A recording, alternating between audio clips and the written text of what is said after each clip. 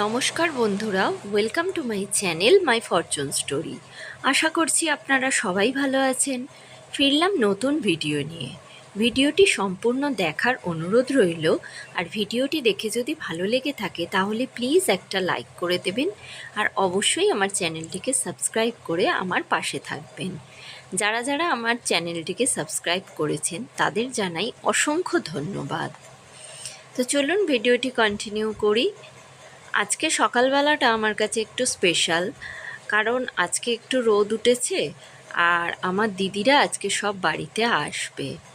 কারণটা পরে বলছি। এখন আমি সকালবেলা উঠেই আমার ছেলেকে স্কুলে পাঠিয়ে দিয়ে এসেছি। আর তারপরেই যেহেতু রোদ উঠেছে, এখন তো রোদ ওঠে না, বর্ষাকাল তো এইরকম হবেই, কখনো রোদ কখনো বৃষ্টি। তো আজকে যেহেতু রোদ উঠেছে সেহেতু আমি কি করলাম, ওর জলটা আগে রোদে দিয়ে দিলাম। কারণ এখন রোদ উঠেছে, একটু পরে যে মেঘ হবে না তার তো কোনো গ্যারান্টি নেই, ততক্ষণে জলটা গরম হয়ে থাকবে। তো এই গরম জলে আমি দিয়ে দিয়েছি একটু, গরম জল বলতে গরম জল করার জন্য দুর্ব আর তুলসী পাতা। আমার দিদা বলতেন যে বাচ্চাদের জলে সবসময় দুর্ব আর তুলসী পাতা দিয়ে জলটাকে রোদে দিতে হয়, তাহলে এটা খুব ভালো। কেন ভালো, কী জন্য ভালো, এটা আর জিজ্ঞেস করা হয়নি। অনেক কিছুই কথা আছে জানেন তো, এখন মনে হয় যে ওদের কাছ থেকে জেনে নিলে ভালো হতো। শুধু ওদের কথাটা এই আবছা কানে ছিল বলে তাই জন্য এইভাবেই আমি দিই। এখন যে ফেসবুক, ইউটিউব এইগুলো যে দেখি দেখি সেই পুরনো পন্থাকেই নতুনভাবে চালানো হচ্ছে। অথচ আমাদের সামনে দেখুন দিদিমা বা মাসি আরও যে পুরনো লোকেরা, তারা যখন অ্যাডভাইস দিত তখন আমরা সেটা নেওয়ার প্রয়োজন মনে করিনি। আর যখন দেখছি এখন ফেসবুক, ইউটিউবে ওইগুলোই আসছে, তো তখন যেন মনে হচ্ছে যে সত্যি কী একটা ব্যাপার। তো এই হয় যে দাঁত থাকতে মানুষ দাঁতের মর্যাদা বোঝে না, দাঁত পড়ে গেলে বোঝে যে এই দাঁতটাতেই মাংসর হাড় চেবানো যেত। তো যাই হোক, আমি সকালবেলা উঠে যে নিত্যকর্ম থাকে করে নিয়েছি। আর এদিকে আমি 2-3টে চাদর কেচে দিলাম, কারণ খুব ময়লা হয়েছিল। আর বুঝতেই তো পারছেন কীরকম ওয়েদার ছিল। একদিন হয়তো একটু রোদের তাপটা ছিল, তারপরে আবার যেই কি সেই বৃষ্টি। তো কালকে দেখলাম যে সেরকম রোদ না হলেও ছাদটা শুকিয়ে গেছে।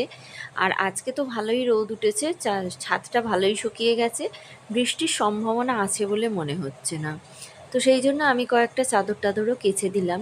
আর যা কিছু কাজ আছে আজকে আমি খুব তাড়াতাড়ি করে নেব। কারণ কি জানেন তো, আমার দিদিরা আজকে আসবে। আর আরেকটা কথা আপনাদের কাছে তো বলাই হয়নি, আমার মা খুব গোপনে কিছু টাকা রেখে গিয়েছিল। তো সেই টাকার কথাটা কিন্তু কেউ জানতো না, তা আমাকেও বলে যায়নি সেই টাকার কথা। অথচ সেই টাকাতে নমিনি করে গিয়েছিল আমাকে। এবার যখন হসপিটালে ভর্তি মা, তখন একদিন আমাকে বলেছিল ওইখানে টাকা আছে।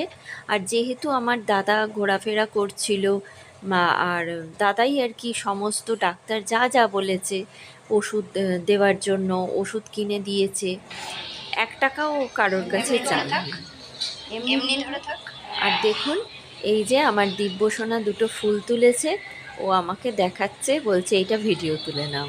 তাই আমি ওকে বললাম এমনি ধরে থাক, আমি তোকে দেখাচ্ছি যে কিভাবে আবার তুই ঘোড়া ফুলটা ঘুরিয়ে খেল। ঘোরা।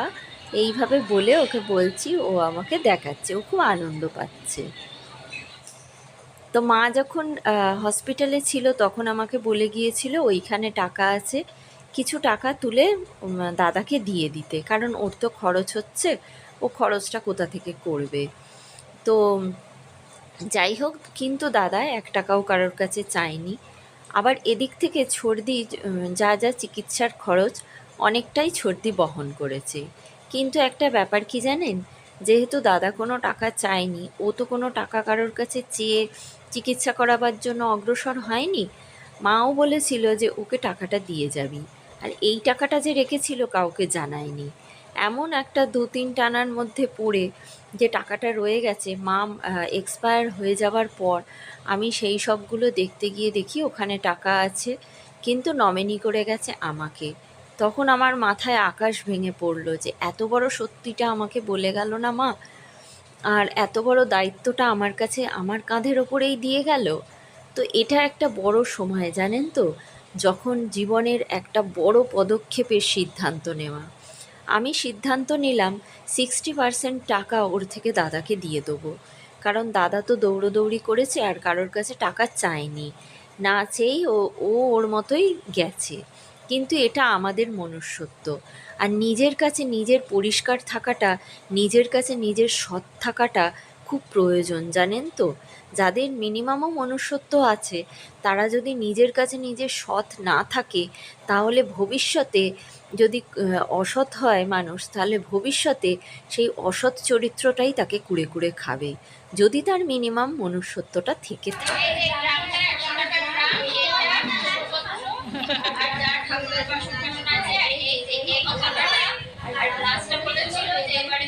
জন্মদিনে দিয়ে যাবে এই ক্লাস আরে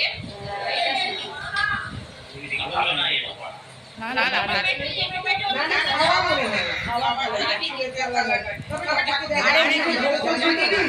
না না এটা মামনি দিয়ে খেলা দিয়ে খাওয়া কি জানাই না কাঁসা খাবার পোষায় না দিয়ে নিলে এটা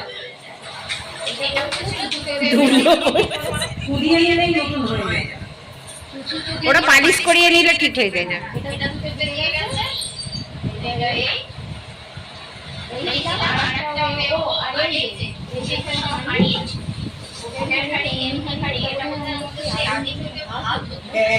কোনটা? না না ওটা ঠাকুরের না,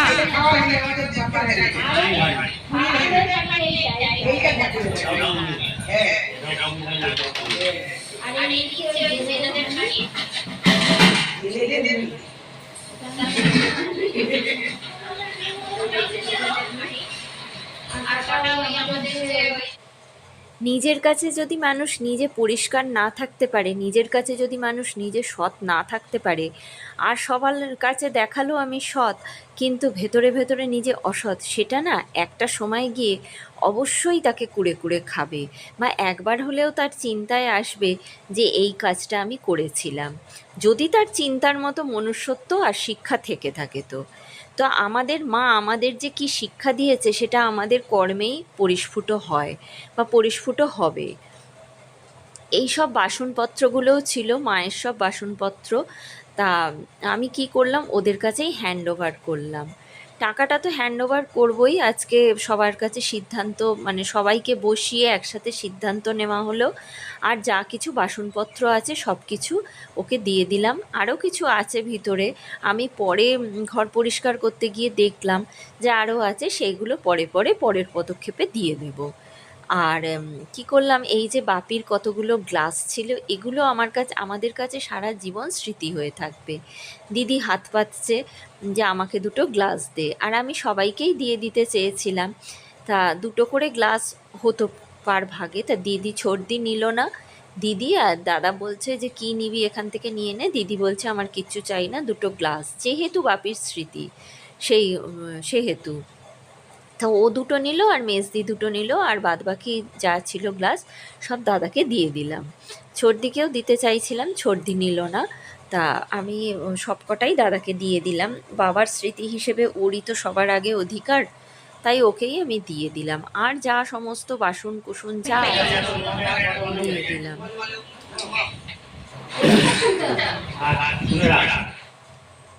দাদাও দাদার নিজের বক্তব্য পেশ করলো।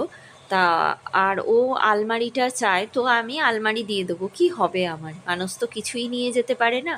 আর আমার শ্বশুরবাড়িতে আমাকে বিয়েতে যা দিয়েছে আমার যথেষ্ট, আমার কোনো অভাব নেই। আর এদিকে আমাদের এই সব কথাবার্তায় আমার দিব্যসোনা ঘুমোয়নি, ও বলল আমার খিদে পেয়ে গেছে। তো ওকে আমি একটু ফল কেটে দিলাম, ও খেতে থাকলো। আর আমাদের কাজ এগুলো। এরপরে আমি চলে গিয়েছিলাম পোস্ট অফিসে, কিন্তু জানেন তো সেই ভিডিওটা আর তোলা হয়নি, কারণ পোস্ট অফিসের ভিডিও তো তুলতে দেয় না, আর বেশ ফাঁকা ছিল। পোস্টমাস্টারকে চোখ এড়িয়ে যে আমি ফটোটা মানে ভিডিওটা তুলবো, সেটা আমার সুযোগ হয়নি। আর তাছাড়া ওদের সব এমআইএসের বই আলাদা করার ছিল, প্রত্যেকটা ব্যাপারে মানে আমাকে মাথা গলাতে হচ্ছিল, তো ভিডিও করবার আর আমি সুযোগ পাইনি। তো এইভাবেই আজকের আমাদের দিনটা কাটলো, আর এইভাবেই চললো আমাদের দিন। তারপরে সন্ধেবেলা আমি দিব্যসোনাকে পড়াতে বসলাম, ও ভালোভাবেই পড়ে নিয়েছে। তারপরে খেয়ে দিয়ে আমরা শুয়ে পড়েছিলাম। তো ভিডিওটি আজ এই পর্যন্ত রাখলাম। ফিরবো নতুন ভিডিও নিয়ে। ততক্ষণের জন্য সবাই ভালো থাকবেন, সুস্থ থাকবেন, ভগবান সবার মঙ্গল করুন। আর আমার দিব্যসোনার লেখাও শেষ হয়ে গেল। সবাইকে জানাচ্ছি ধন্যবাদ।